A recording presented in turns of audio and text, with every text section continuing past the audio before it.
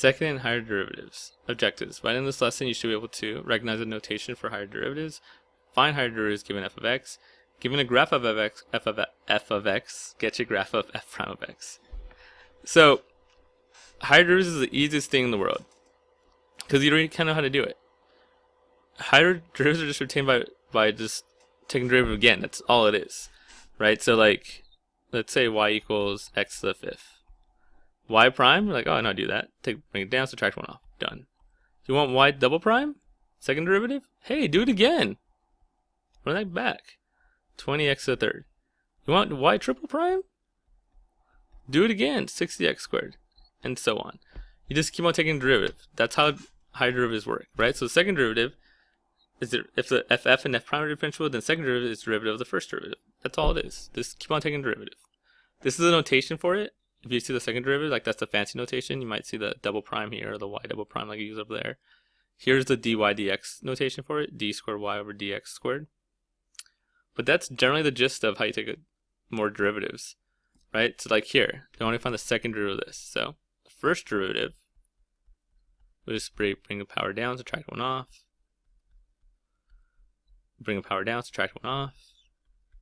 Remember, the derivative constant goes away.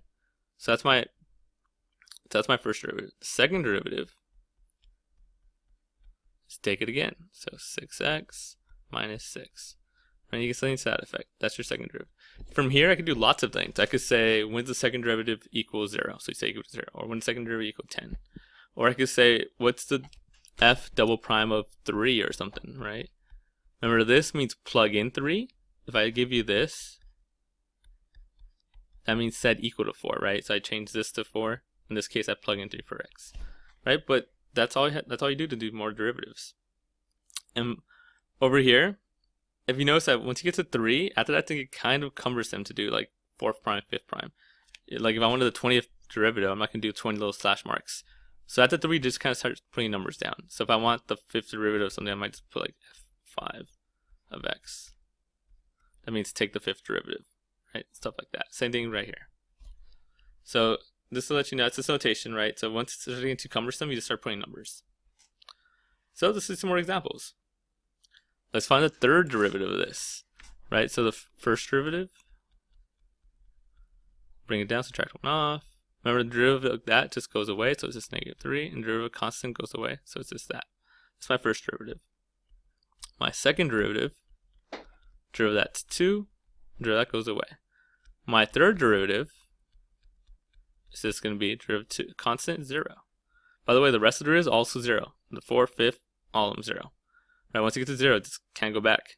So that's how you take the third derivative of that. So the next one. Find the fourth derivative given f of x equals 1 over x. So first thing we gotta do, now you could do the quotient rule if you want, crazy people, but easiest thing to do is just rewrite this. So that's gonna be f of x equals x to the negative 1. So now let's take some derivatives, right? The first derivative is gonna be, bring it down, subtract 1 off, negative 1 x to the negative 2. Second derivative, bring it down, subtract 1 off, positive 2x to the negative 3, right? You brought the 2 down, subtracted 1 off. And then the third derivative, I still gotta get to the fourth one. Bring it down, subtract 1 off, negative 6 to negative 4. And that makes the fourth derivative just one more time. Bring it down, 24, subtract 1 off, negative 5. Right? So that's the idea. Just keep on taking the derivative. Go as far as you want to go. So another trig practice problem. Right? So f of x equals 2/3 sine of 3x. Show that f to the third derivative of 2 pi over 9 equals 9. So all he wants to do is get there and then plug in it. We should get 9. Right? So the first derivative. Right? Remember, this is not a product rule because that's a constant, so you just write down the constant. This is a chain rule though. Derivative sign is cosine. Leave the inside alone. Times by derivative of the inside. Now for our own sake, let's simplify this to make it a little easier. Like these would cancel. I get 2 cosine 3x. Remember, that's still just the first derivative. The second derivative, to do it again, that's just a 2, so we just write down the 2. Take the derivative of cosine, so it's a negative sign. Let me put parentheses so I don't mess myself up. Leave the inside alone. times right derivative of the inside. Right, so let me simplify it again, because again, we're going to take a derivative, so it helps us. That's a negative, so I put parentheses, so I don't think it's 2 minus sign. It's a negative sign times 3 times 2, so negative 6 sine of 3x. And we gotta take one more derivative. Take the third derivative of x. So again, the negative 6 does nothing. The derivative of sine is positive cosine. I almost messed that up. Leave the 3x alone. Times right derivative of the inside. Again, for our own sake, let's simplify this. I get negative 18x. So, oh, man, I was really off on that. Negative 18 cosine 3x. Right? Normally I'd be done, like, all happy, but I gotta plug in 2 pi over 9. So let's do that next, right? Some good old trig. So I get negative 18 cosine of 3 times 2 pi over 9. Luckily, these reduce, because otherwise I want to know what 2 pi over 9 is.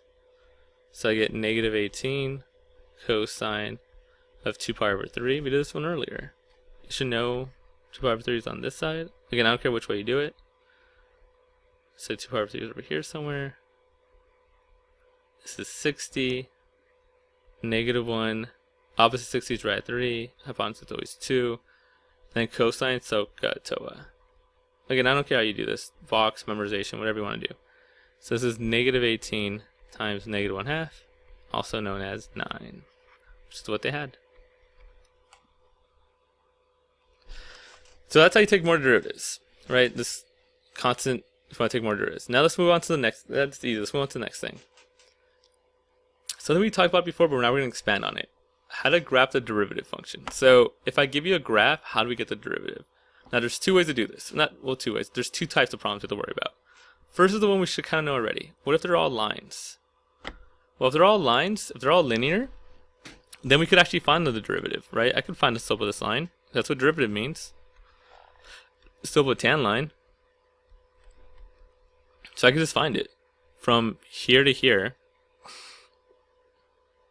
from there to there, my slope is rise over run, negative 2, I could count, over 2, so negative 1. My slope here is going to be negative 1.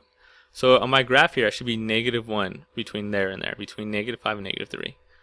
1, 2, 3, 4, 5. So between here and here. So I should be at negative 1. Right, because my graph right there is, the slope of my tan line right there is negative 1. So between my negative 5 and my negative 3, I should be at negative 1. And the next one, from here to here, I went over 3, I went up 3, so positive 1. So from negative 3 to 0, I should be at positive 1. Now you might ask, why do I have open circles instead of closed? Look, remember, you can't take the derivative at pointy spots, right? You'll learn more about this later on, but those are indifferentiable, so we can't take derivative there, so you just do open circles. So now we're going to do the next one there. Now this one, again, it's a straight line, so I can find a derivative. So let's go down 1, 2, 3, 4, 5, 6 over 1, 2, 3. So negative 6 over 3, I get negative 6 over 3, rise over run, is negative 2. So between 0, 1, 2, 3, I should be at negative 2. So from here to 3, I should be at negative 2. So from here to here. Right? And then one last one right here. Over 2, up 1. My slope is 1/2. So from here to the next 2 terms, you get 1/2. So like in between here. Right? And that's how you find the slope of straight lines. Because we actually could find the slope. It's very simple. You just actually do rise or run. And that's how you find your slope. So that's how you take a. So if I give you a graph of just straight lines, that's how you find the derivative. That's how you find the graph of it. But just like in life, it's not all straight lines. How do we find derivative when it's curvy like this? Well, there's a couple of things to keep in mind. I'll show you how they got that answer right there. First thing you want to keep in mind, the first step to do this is, step 1 is find the max and midpoints.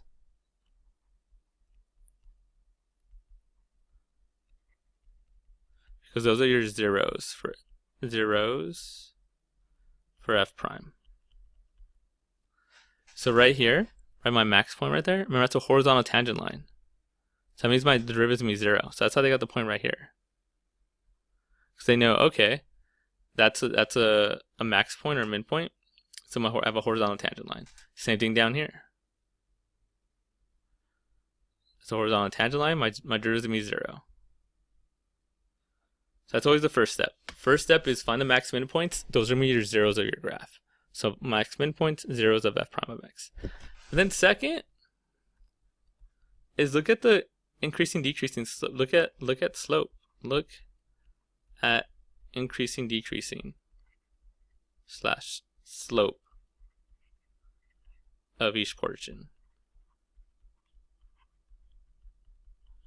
So what I mean by that is this. Before you get to here, right, we know this is 0, so that's my first point. Look at right here. Your graph's increasing. That means if you draw little tangent lines, they're all going to be positive because they're increasing. So you're being positive. So you start on the positive side. Now this is a sketch. There's no way we're going to get the perfect graph of my derivative. This is a sketch. I just know I'm positive before my first 0. So I start on the positive side, and then I got to hit that first 0. A lot of people ask, like, why is it going down? Well, it's because the tangent lines are decreasing in value. The tangent line here is probably a slope of 10. There's probably a slope of 5. When it gets right there, it's starting to curve to a straight line. So it's like a slope of 1 or like 0.5. So it's going down in value. But all we know is you have to start positive, you have to get to that 0. Then I look in between these two values here. Your graph's decreasing. Right? It's going down. If you draw tangent lines, they're all negative slopes. So all I know is I got to start here and I got to hit that point over there somehow. Right? So it's going to go down. Again, it's a sketch, so it doesn't matter how high or how low you go. You just know that you got to go negative, then come back up and hit that point. Right? Again, why is the graph doing that? Because right here, your derivative is almost 0. Then it gets a little bigger, probably very big right here, and then it starts slowing down again, starts curving back to 0. Then finally, after this point, if you look at your derivative, it's increasing, so all your slopes are positive. So from here on, you're going to be positive. And that's the general idea. We're going to do a lot of these because it's weird, looks funky at first, but the general idea is find the maximum points, those are your zeros. And once you do that, just look at what your graph's doing. If it's increasing, that means it's the positive slope, so you're on the positive side. If you're decreasing, that means your slope's going to be on the negative side. Right, so positive, and then decreasing, so negative, and then increasing again, so positive. Right, it's all about what the slope's doing. And that's kind of the idea. So let's do some examples. So look at this one, another one I kind of hold your hand through. Right, so look right here. First thing, right, so if this is my original function, let's find all the max and min points. So there's one right there. So again, that's going to be my 0, hence right there. The one right here, right, that's a max point, that's going to be another 0. Point right there, right, another min point, so that's another 0. Then you have your endpoints, which I'm not sure where they're at right now. The next thing we do is, what's going on? Before my first 0, my graph's decreasing. So remember, that means that should be negative. So you start somewhere in the negative. Again, this is a sketch. And you got to get closer, so you got to hit your 0. Right? Again, why is it getting close to 0? Because it's getting smaller and smaller. So you're like negative 10 up here. And now you're like negative 0.5. So you're like a negative 10 and you go closer to negative 0.5. And between these two, you're increasing. So you're above the graph. Again, it's just a sketch, so who knows how high we go. And then you're decreasing. So you're below the graph. And then you're increasing. So something to that effect. Okay, no more training wheels. Let's actually do this one. Right, so step 1. Let's find the max or midpoint, because that's going to be a horizontal asymptote. So around there, it's just an estimate. Right, so that means I'm going to have a 0, like let's just say it's at 2. That's my 0. Right, the next thing we do is like, okay, what's going on before that? Before that, my graph's increasing. Right, so I should be on the positive side. So again, it's just a sketch. I just start somewhere, and I got to hit that point. Should have been more of a straight line, by the way. Right, so I just got to hit that point. And after this, so again, if you're wondering why, it's because you're like, right here, you're at a positive 10 up there. Then you're like at a positive 8. Then you're like a positive 5. You start curving, start getting straighter and straighter, so it's smaller and smaller slope. So then you get to 0. Same thing here. Now you're decreasing. Minus, so your graph has to be on the negative. And that's the derivative of that. So the derivative of that is essentially this, right? So increasing, so positive, hit the 0, and then decreasing, negative. Let's do another one. Right, remember step 1, find the zeros, find the max and min, so right here. Again, that's not a perfect graph, let's say it's right there. Sketch. Find the other one right here. Around 1, I guess. Right, then let's look what's happening. Before our first 0, my graph's decreasing. So it should be, again, what does that mean? Here's positive, here's negative. That means my slope is negative, so this is my derivative. I should be on the negative side. So again, it's just a sketch, so like something like that. And then my graph's increasing. Not very stout, but it's increasing. Then my graph's decreasing. So something to that effect. Again, it's just a sketch, but that's the idea. Decreasing slope, so negative. Increasing slope, so positive. Decreasing slope, so negative.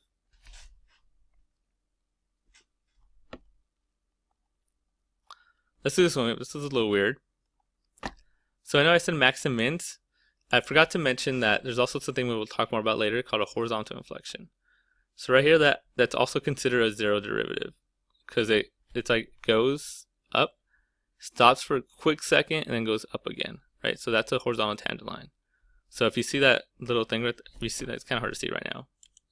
Genius. If you see that, right? If you see something that looks like that, that's also considered a 0. So that's our 0 right there. Now let's look at what we're doing, right? Increasing slope, right? So increasing. So again, start up here somewhere. And I got hit my 0. And if you're wondering why it's going down, look at your slope. It's a huge slope down here. It's like plus 20. But then it gets less and less. Plus 8, plus 7, plus 6, plus 1, plus 1/2, plus almost 0. Right? So it's going down in value. And right here, hey, it's increasing again. Still going up. So it's like that. And by the way, this also just makes sense mathematically. This graph right here, look at it. That's an x cubed graph. Take a derivative of that. You're going to get 3x squared. Hey, it's a parabola, right? It makes sense. Same thing happens with some of these. That's an x cubed graph. Take a derivative, you get x squared. This is a negative x squared graph, right? This is like a negative x squared something, plus 4, whatever, right? Take a derivative of that. Negative 2x plus 0. Right? Hey, it's a negative 2x. And again, that wasn't the perfect equation, but this is a negative slope, right? It makes sense mathematically and graphically and analytically. Okay, next one. Next two, last two. Look at this one. Now notice this one's a little different, right? There's no max or min, there's that, but remember you can't take the derivative there. These are lines. Remember, if you have lines, you have to just find the derivative. You actually could do it. Like, right? I could find the slope of this line. Let's just say rise over run. Let's say it's negative 1. So I should be at negative 1 until I get to 0. Right? Because if it's a line, you can just find the derivative. Right? This one, rise over run, looks like it's, let's say, positive 1. So after that, I should be at positive 1. It depends if you see it as an end dot or a continuation. Right? But if they're lines, you can actually just find it. If they're curves, you gotta like estimate and find the zeros. So let's put that all together now to this last one right here. I guess I have a couple more. I'm not last one, sorry. I was mistaken. Just noticed the other ones I had. Sorry, guys. Look right here, right? This is a line. So up until negative 1, I can actually find that derivative. So let's just do rise over run. Right, I went from negative 5 to 1, so that's about 4. Right, negative 5 to 1. And then from here, I went from negative 4 to maybe 1, so that's 5. So my slope there is going to be 5/4. Terrible slope, but whatever. Right, so from negative 5 to negative 1, I'm going to be like up here. Positive is a little bit above 1. So like right there, that's 5/4. Probably should be an arrow. Right, again, because it's a straight line, my graph's just a straight line. I can figure out the slope from there to there, I'm that value. And then we switch to this curve thing. Right, so remember the way you do a curve one is you find the 0. So there's my max or min, it's my 0. So I'm going to be 0 right here. Before this, I'm decreasing slope, so I'm negative. So from here to here, something I'm negative. Then I'm increasing slope, so positive. So oh, it actually has an endpoint. There we go. Right, so something to that effect. Right? If they're straight lines, you should get, if they're straight lines, you should get like a straight line. If it's a curve, you gotta estimate it. Now in my case it was a straight line also because it's parabola, but that's the general idea. By the way, I didn't talk about the straight line thing, right? Like, so over here, it's not good. Let's do it right here. Right? If I gave you a straight line like, right, 2x, what's the derivative of that? Well, just 2. That's why it's a straight line. Right? I can actually find the slope of that, and slope of that's 2, so straight line at 2. Okay, last page. So what I'm going to do here, why there's so many graphs, let's keep on taking the derivative. Let's do the first derivative, then let's do the second derivative, let's do the third derivative, let's do the fourth derivative, let's do all of them. I mean, I could keep on going forever, but let's do these. Right? So it's curvy one, so let's talk about, so remember how to do that. We find the max min points. Those are 0, so again, it's just an estimate right there and right there. Right? Before that, it's increasing. So I should be above the line. After that, I'm decreasing. So I'm below the line. I guess it's a sketch. It's not the best sketch, but whatever. Let's go with it. And then after that, I'm increasing. It's like that. That's my first derivative. Now for my second derivative, I just do it again. Just like how we take the higher derivatives. Just do it again. Right? So I look at this and I go, okay, where's my maximum at? So I know my graph's a little messed up right here.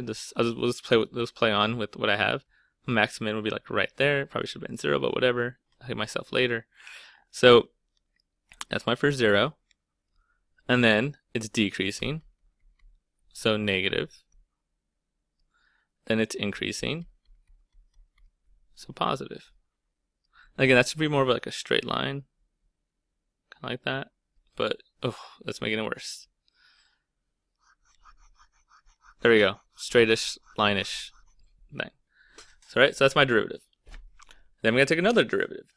Now, the reason I wanted this to be a straight line, because now it's a straight line. I can actually find the rise of a run of it. Let's just say 1, because I don't want to count. So, that's 1. So my graph here at 1 is going to be a straight line. Right, it's going to be 1 the whole way. Now to derive that, right, so derive this was that, derive that was this, right? That's a straight line, so it's a straight line like that. Derive a straight line, remember what the derivative straight line is? 0. And that's it. After that, just if I wanted the next one, just be 0, 0, 0 from then on. Right? That's how you do it graphically. Remember, it also makes sense analytically. I tell you right now, this is an x cubed graph. Right? And take the derivative, you get a 2x squared graph, which kind of looks like this, but again, I messed it up. Take derivative of that, you get a 4x graph. Well, my slope is wrong, but same idea, right? Derivative of that, you can get 4. Again, my slope was wrong, but whatever. The derivative of that, you get 0. Right? So it makes sense both ways. But that's the idea. Okay, one last thing. Now that we have all our skills, let's try to match these. Right, so let's start with the first one. So this is A. Let's go 1, 2. Okay, what am I doing? Much easier. I'll just mark this A, B, C down here. I just probably put lines. Whatever, I just want to waste some of your time. So, right here, let's find this one, right? So this is a straight line. So my slope is going to be a straight line. It's gonna be, so it had to either be A or C. If you look at it, the slope of this looks like it's 1 over 1, so just 1. So that's not just 1. This one is. So this is C. So that one's out. So we know that one, the derivative of that is C. So the next one. Right, so this is a parabola. If I was going to do the way I do this, I just kind of do derivative each one in my head. Like, okay, here's my 0. Right, it's decreasing. Right, so it's negative. Then it's increasing as positive. Oh, that's this one. So this is A. So A is gone. Right? 2 more left. Right, if I was looking at this one, again, to me it's just easier if you just kind of like do this. Like kind of make, okay, there's a 0 here, 0 there. Oh, they both have zeros around there, so I can't tell yet.